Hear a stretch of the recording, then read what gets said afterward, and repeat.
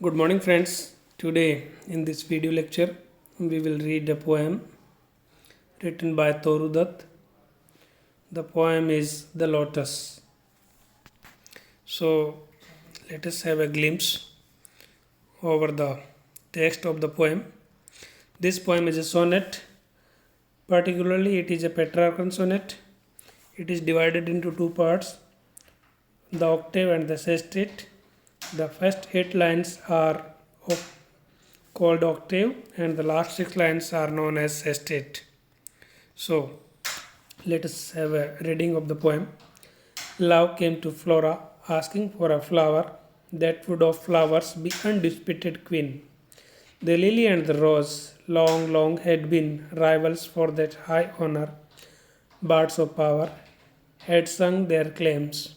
The rose can never tower like the pale lily with her Juno mien. But is the lily lovelier? Thus between flower fractions rang the strife in Psyche's bower. Give me a flower delicious as the rose, and stately as the lily in her pride. But of what color? Rose red? Love first chose, then prayed, no, lily white, or both provide.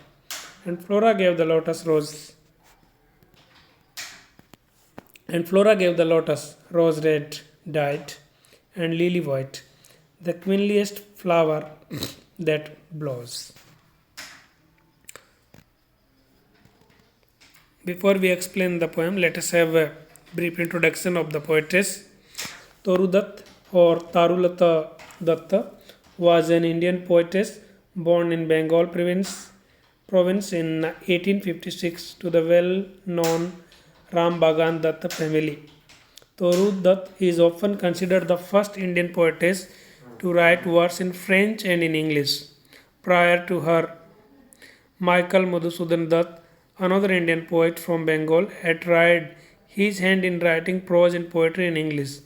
However, in the colonial era, that was an almost impossible feat since Indian writers were subject to grinding criticism from English literary pundits.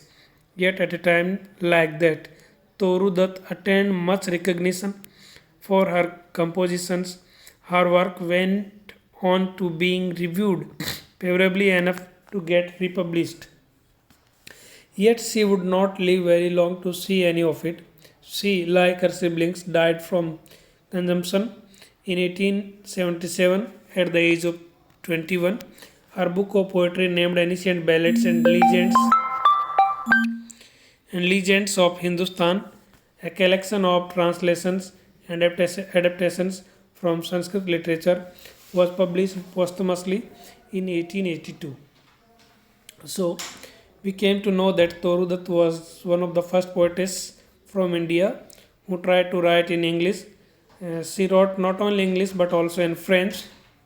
Her father was a government servant in those days, so he worked for the government, and due to his service, they had to go from one place to another, and in that way, Toru got the command over many languages, and that is why she was able to write French in French as well as in English.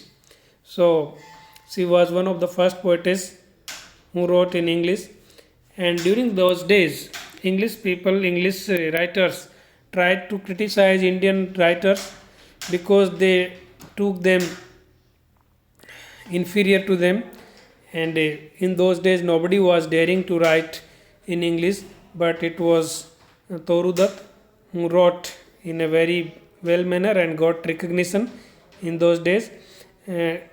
Unfortunately, she died at the age of 21, and her works were published after her death posthumously in 1882. So this is about the poetess Toru Dutt. The present poem, The Lotus. In this poem, Toru Dutt presents the idea that the Indian lotus is the most beautiful of all the flowers. For a long time, lily and rose had been fighting for the title queen of flowers. Each flower with its own support from poets claimed for the title. God of love came to the goddess Flora asking for a flower which would be the unchallenged queen of flowers. Some flowers told Rose was better than Lily. Others said that Lily is more beautiful than Rose and compared it to a beautiful goddess Juno's face. Love wanted a flower which has a sweet smell like that of a rose and which is very grand looking like that of a lily. And he wanted a flower which has the color of both lily and rose, either lily white and the rose red. And at the end, the result was the lotus. Lotus has the combination of both the flowers, the red rose and the lily white. So this is presented in this poem in a very well manner. This poem is a sonnet as we have discussed earlier.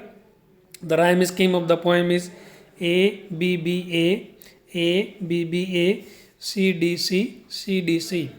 That is a Miltonic type of sonnet or Petrarchan sonnet. So let us have the meaning of the poem. Love came to Flora asking for a flower. Here love is the name of a beautiful princess, goddess. And for the knowledge of yours, it would be better to know that Cupid was a Roman god of love and he wanted to marry love. He wanted to make love his wife. So, and Psyche is the other mythological name of love. And here the word Flora is mentioned for Roman goddess of flowers and spring. And Juno is also the goddess of beauty and grace. So, love, the goddess, the princess, came to Flora. Flora means the Roman goddess of flowers and spring. Came to the flowers goddess Flora and asked her to give her a flower. The flower that would of flowers be undisputed queen. And she wanted such a flower which should be considered undoubtedly without any dispute the queen of all flowers. The lily and the rose long had been rivals for that high honor. So the honor of queen of flowers, and for this honor the red rose and the lily flower had been rivals since a long time.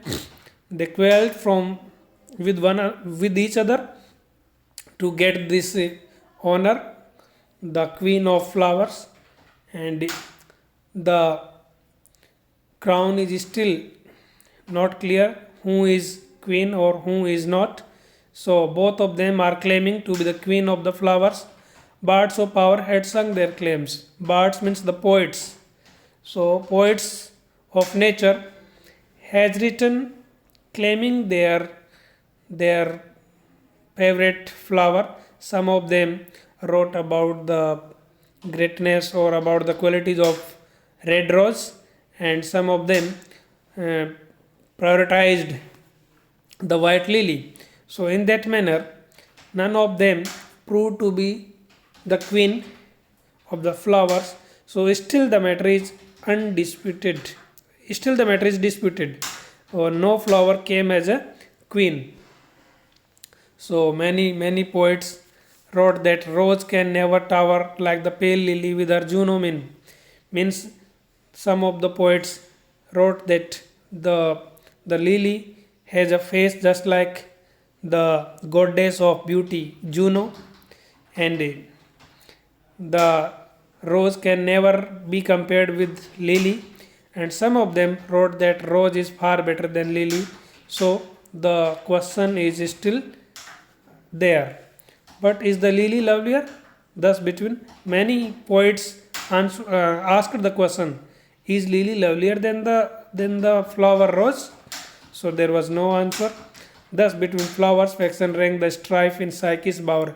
Psyche is the another mythological name of love. So under the love's bower, all the poets sat down there and they divided themselves into two groups. One group supported red rose, another group supported white lily. So this faction, flower faction, rang the strife in Psyche's bower. They sat under the Psyche's bower and they were divided over the question that which one is greater and which one is the queen of the other flowers. So give me a flower delicious as the rose, and stately as the lily in her pride. Give me a flower delicious as the rose. So once again, the goddess love asking the flora to give her a flower which is delicious just like the rose and stately as the lily in her pride, and it should be prideful, it should be white just like as lily, but of what color? Rose red. Love first chose, then prayed. So when goddess lily asked for a flower, the flower should, the goddess love said that the flower should be delicious just like as a rose, and it should be prideful just like a lily. So on it, flora asked love that of what color do you want the flower. So first love replied that I want rose red, but very soon she turned from this option and said that I want lily white, or if it is possible, please provide me any flower which has both the colors, the rose as well as the white.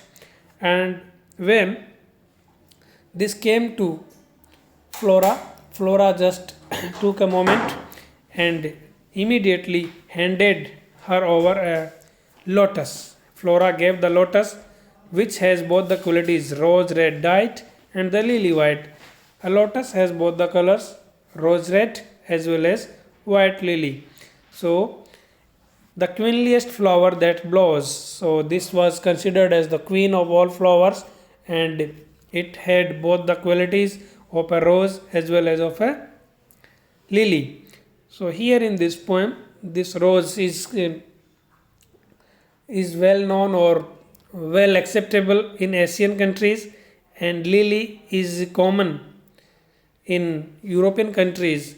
So when people talked about the queen of the flowers, the result or the victorious lotus came out as the queen of the flowers, because it has both the qualities of a rose and that of a lily. It is rose in color, it is red in color as well as white in color, so it has both the combinations there, and it is smelling, it has a deliciousness or stateliness just like rose and a lily. So as a result, the queen of the flowers was considered lotus. Lotus was considered as the queen of the flowers, and Flora gifted or handed the lotus to goddess love, and love was happy to have a lotus. So a beautiful presentation of a nature is given here through this sonnet, this Patrakan sonnet by the poetess Toru Dutt. And I hope that you enjoyed this poem, you got the message of the poetess, and it will be beneficial for you if you go through the mythological story of Roman gods. So it will make you better understand this poem as well as other poems in English literature. So once again, I would like to tell you that love, the goddess or the beautiful princess to whom Cupid, the Roman god of love, wanted to make his wife. Psyche is the mythological name of love. Flora is the Roman goddess of flowers and spring. Juno is the goddess of beauty and grace. So these are the figures which are discussed here. I hope that the message is very clear to you and you enjoyed this poem. Thank you for joining me. Thanks a lot. Have a good day.